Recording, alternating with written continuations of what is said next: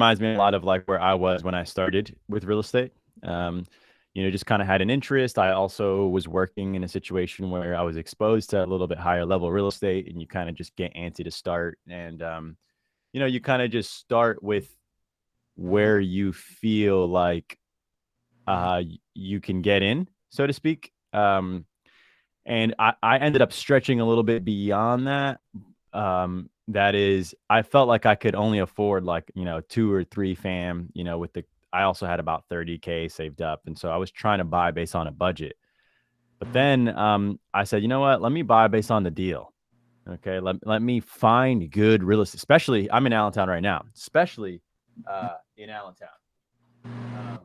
And I realized like you can find great deals here for less than the price of a condo in New York, and it can cash flow really well. And if something can cash flow, you can find a way to close the deal. So I personally decided to go out there and convince some of my friends to jump in with me. And these are guys who they're not like, and they're not rich, they're not investors. They work job, they're well paid, they're well paid employees. And yeah, one by one I was kind of able to round it up, and I unlocked the skill of fundraising. Okay, so but in order to do that, I had to A, put skin up, put money in the deal, but B, you got to be, if you're going to be the brokest partner in the deal, you got to be the smartest partner in the deal. You know what I mean? Like you can't go out there and try and make a deal happen and you don't know your shit. You don't cap, you don't know why, you don't know what your strategy is. And all this stuff, by the way, the thing that frustrates me a little bit about like beginners is, for whatever reason, they'll just feel like, yeah, I knew this shit going in. It's like, no, dude, I started cold, cold, cold. I mean, I already knew about business, but I didn't know about this business. You know, I started cold, cold, cold, meaning I didn't know anything about cap rates, NOI, how to underwrite a deal, how to pick a market, none of that stuff. Now, in your case, for better or for worse, you don't really have to go out there and find a market because you're in a great one, Lehigh Valley. Excellent. I mean, I came from New York to this market. Yeah. You know what I mean? So that the con about that is that you can be intellectually lazy about it. You know what I mean? Like the market's good, you live here, great. It's really good when you have to go out there and try and find a market, because it allows you to flex certain chops, right? It allows you to look through markets and comb them and say, okay, well, what's good about this one? What's good about that one? Until you finally choose a market that you sink your teeth into. So, but you know what? We'll set that aside. You can decide that when you're on your next market. For now, let's just take it as a blessing that you happen to be in a great market. And then from there, I don't know how, I guess serious or intensely you want to go about this, but I made it like I couldn't sleep thinking about this stuff, man. Like I wanted to know this shit cold. And there are a lot of real estate developers and real estate investors and stuff like that yeah, I just wanted to know what they knew. And I saw them and I was like, I just don't think that they're that they're smarter than me.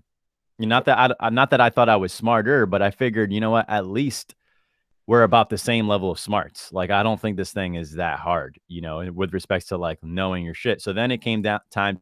Okay, well, John, prove it to you. So I just started underwriting deals. I went to biggerpockets.com, because I Googled like, getting started with, and I bought every beginner real estate book. I struggle with the terms. I memorized the formulas. I made little note cards and taught myself the formulas. And then I would, using a little deal template, a little like a deal analysis template, which is like just a little spreadsheet where you can pop in the numbers, income, expenses, and it'll give you like the cash on cash return. I just started crunching deals. I crunched one deal and I was like, okay, well, I don't know if that's a good deal or a bad deal. And you won't know until you have like, until you crunch a second one and a third one and a 10th and a 21st and then a 34th. And then you get to the point when, after you crunch enough deals that are just out there on the market, on the MLS or on LoopNet, then you start getting a better sense for the market because seen deals. Then you get to the point where you're like, oh, okay, yeah. I know that, because I've crunched 20 deals. Now I know that 12% cash on cash is a good return. Now I know that X, Y, Z, and all in the meanwhile, I was getting my credit right. I was learning deals. And then finally I got to the point where I just felt like I knew my shit cold. There was nothing anyone could tell me about um about the deal. You know what I mean? People Yeah. would say, well, why do you want to pick this market? Well, boom, boom, boom. Well, why this deal? Boom, boom, boom. Like you just got to get to the point where you know your shit cold. And one powerful thing that I realized is knowing about a deal and knowing it in and out is just as valuable as having the money to do the deal. Because when you have the knowledge about the deal and you know it in and out and you know your market and you're just really confident about the deal, the money will find you. And I don't mean to sound that in like some esoteric way, because I know it sounds like difficult to I guess like take that in when you're getting started, because you're like, oh well, cut me a fucking break. But the reality is when you are pounding pavement and you know a deal cold and you have a little bit of skin in the game and you're putting your 30,000 up and you're speaking to a ton of people about the deal, and and you're getting people excited about the deal, you will find money. Guaranteed. There's a lot of people right now with idle money, and the stock markets are fluctuating violently, and people don't want to be in the markets. They want to be in something illiquid that cash flows, and that's where real estate comes. So that's how how I got started. Um, but if you have any specific questions, I'm happy to get into it. But just generally, I think that you're in a good space between what your primary job is now, the market that you found, and also the some of the know-how that you've built up. You know, you're there, you're ready. It's just a matter of uh, really deciding that you want to go for it and then becoming that dude that knows everything about real estate in your respective market. Absolutely, absolutely. And for you, coming from like New York to Allentown, did you already have like previously relationships kind of built here, or was it more or less just you No, going out? Okay. no, I was cold, man. Everything cold. For instance, I went on loopnet.com and I realized that the listing agent behind a property is more important than the property that's being listed, Mm. because I befriended the agents, and once I spoke to them, as I said, knowing my shit, and once I spoke to them and they knew that I knew, um, Well, no. then they would then say, you know what, I got a few deals, man. I got a couple of deals tucked away for you. You know what I mean? So they actually, a lot of brokers withhold deals. They don't put them on the market, and they reserve them only for series buyers. So if I were you, I would be looking on LoopNet and finding the types of deals that you want and go ahead and call the broker and speak to them about it, because that broker will have other deals that they have access to. Okay. Yeah, that's super helpful. And you tend to pretty much stick with multifamilies. You don't really go with single family or. I have a single family right now under contract. Mhm. I'm gonna buy it. I got it for 70K. Um, and I'm gonna sell it for 130. It'll be my first time trying something like this, but that I'm just doing it as a look. The market is there. I'm not gonna shit on it just because it's not my thing. The market is there. Yeah. It's and Allentown and Whitehall and whatever, like these markets are the market is there for people to do single family. I would say even more so than multifamily, because there's a higher volume of deals. But for me, I don't necessarily consider that investing. I consider that like sales. It's transactional. You buy and you sell, or you buy and you hold, and the valuation method for single family is based on comps, is based on comparables. It's not based on the NOI. So that to me is always going to be not investing. However, you know, it's a good way to build, I'm going to buy that home for 70. I'll sell it. I'm buying it for 78. Okay. Let me not paint super rosy picture. I'm buying it for 78. I'm putting 15 into it. So I'm putting, the plan was 10, but call it 15 for contingency. So all in, I'm in for 93, and then I'm selling for 130 after my fees. I'll probably net about 20K in like 6 to 9 months. Not all the money in the world, but I'm doing it because I want to get my family into this. So I'm doing it more for them than for me. But that's just to give you a sense. But my multifamily deal, I bought one for 300. We put 150 into it. So and that was borrowed by the hard money lender, by the way. So we bought it for 300. He put up 220. The lender put up 225. So we only had to come up with 75K. So I put up 25, and then I found two friends who each put up 25. So 75 to buy it.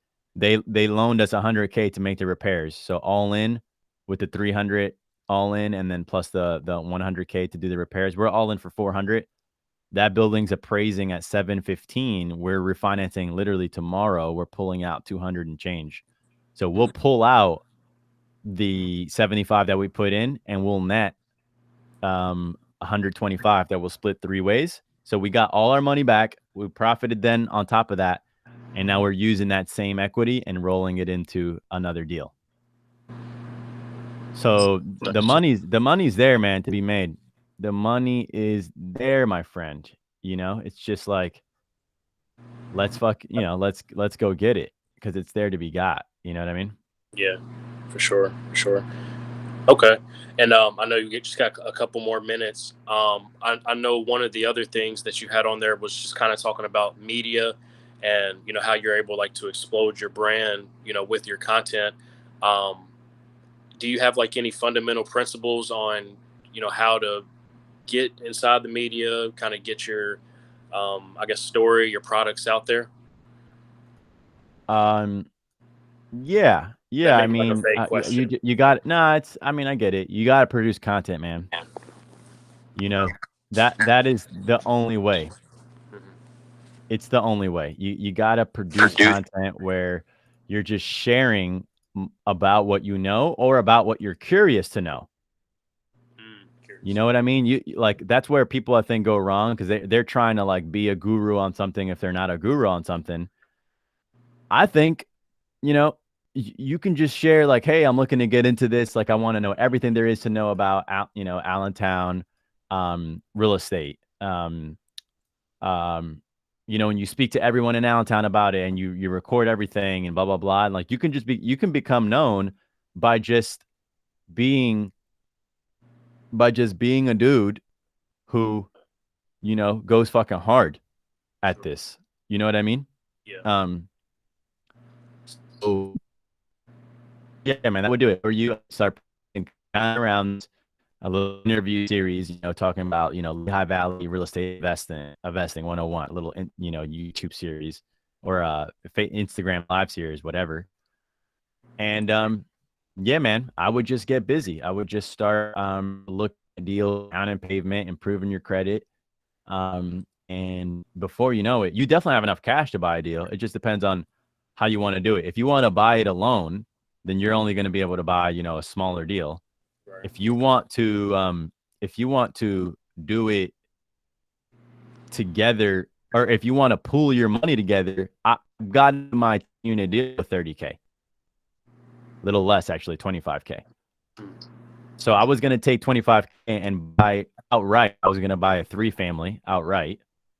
And then I decided, you know what, let me ditch this and let me put my 25K into the deal and round up a few other people at 25K. And I bought, a $600,000 asset. That asset right now is appraised for 1.2 million.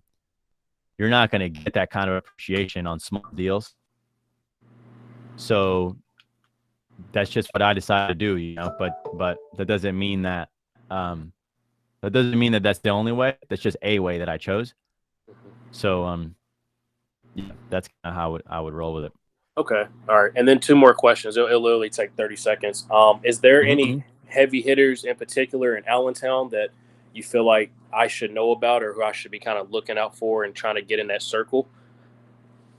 Um, yeah, yeah, I mean, there definitely is. I'm in a couple of groups where it's just all the big landlords, you know. So there exists. They're there, and they're there to be found. You just gotta find them. I would recommend you there's a bigger pockets Allentown kind of meetup group. It's Mhm. once a month. It was in person. Now just go join. I think that's a good starter place. I can't put you in these landlord groups without you owning a certain amount of units, so I can't go there. Sure. However, I can tell you that they exist and that they're there to be found, and that the way in, some of the bigger landlords go to the meetup group, which I go to as well. Whenever we're back, who knows? But yeah. Okay. And then my last question, is there, any way that I could serve you or help you? And then secondly, we got, the real estate group mastermind, and we have like weekly Monday calls, and we're just seeing if you have any possible interest of getting on there one day and maybe, sharing some information. Yeah, no, I love it. Yeah, man. Yeah.